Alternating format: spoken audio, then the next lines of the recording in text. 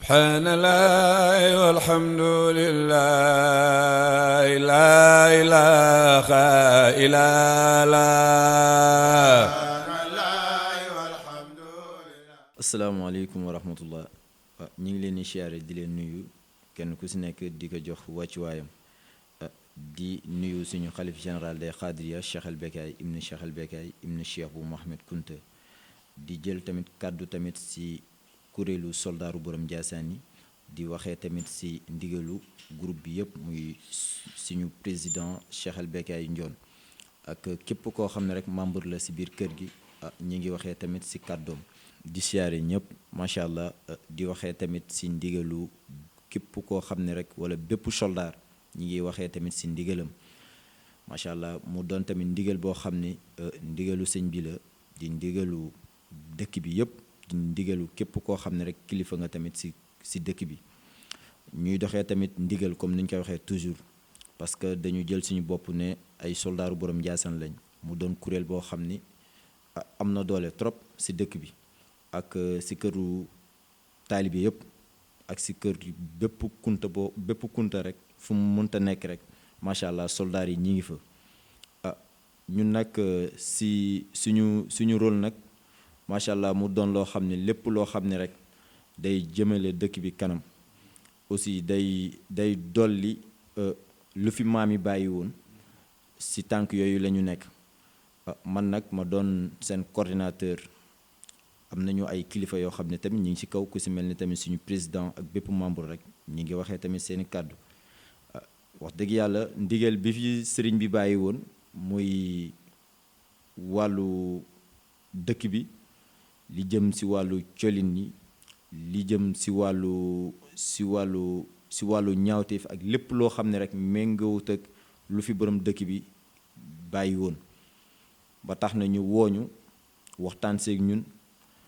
saafonte ñun jël mbir mi kat teg ko suñu loxo ñun ak suñuy morom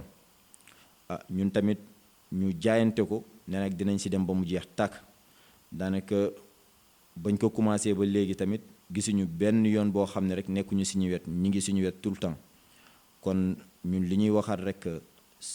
ñi nekk ci dëkk bi ak ñu nekkul ci dëkk bi mooy ñu wër Ndiassane ñépp ak képp koo xam ne rek yaa ngi bëgg a teg sa tànk ci dëkk bi mooy que ni ndigal bi jógee ci sëriñ bi wàcc ci ñun wàcc ci dëkk bi yépp ak ci bépp kilifa ñun tamit fu ñu ci nekkoon ba tey ñi ngi fa ba tax na ni daal képp koo xam ne rek yaa ngi waaj pour dugg ci dëkk bi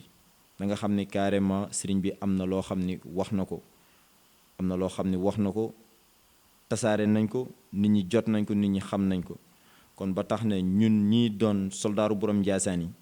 mbir mi nekk tamit suñuy loxo ñi ngi koy bàyyiloo tamit xel ci bépp taalibe wala ci bépp jullit boo xam ne rek yaa ngi waaj pour dugg ci dëkk bi muy Ndiassane muy ci wàllu colin yi ak wàllu lépp loo xam ne rek daal lépp loo xam ne rek sooy dugg ci dëkk bi diine bi dëppoowut ak diine bi daal ñi ngi lay wax ni daal sooy ñëw nang ci bàyyi xel parce que tamit sëriñ bi ñi mu ko teg seen loxo tamit ñi ngi koy doxal te tamit képp koo xam ne rek jàpp nañ ko ci lépp loo xam ne tey ci wàllum colin bi la wala ci naka sudul noonu dinañ ci def nag suñu wareef parce que tamit am na ay amaan yoo xam ne teg nañ ko tamit ci taabul bi képp koo xam ne rek jàpp nañ ko ci muy jigéen mu sol yenn abi saksi yi dinañ jëflanteeg yow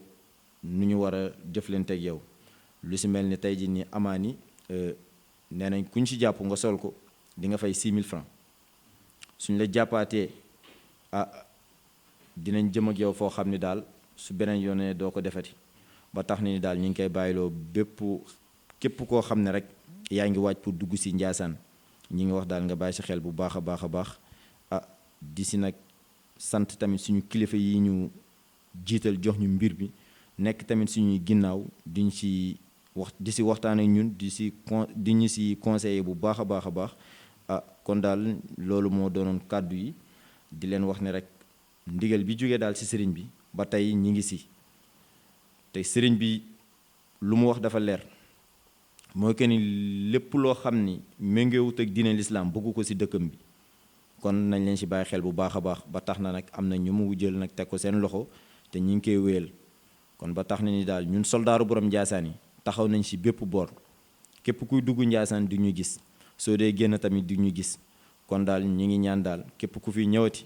wala képp ku nekk Ndiassane am mbokk ci biti ñi ngi ñaan daal su kooku war a ñëwee seet si la rek ñu ngi ñaan nga wax ko daal ni dëkk bi daal lu fiy dox balaa ngay ñëw di si jàkkoonteel tamit yeneen i mbir kon ñu ngi jéggalu si kàddu yi di wax asalaamaaleykum wa rahmatullah. subhaanallahi walhamdulillahi la ilaha illallah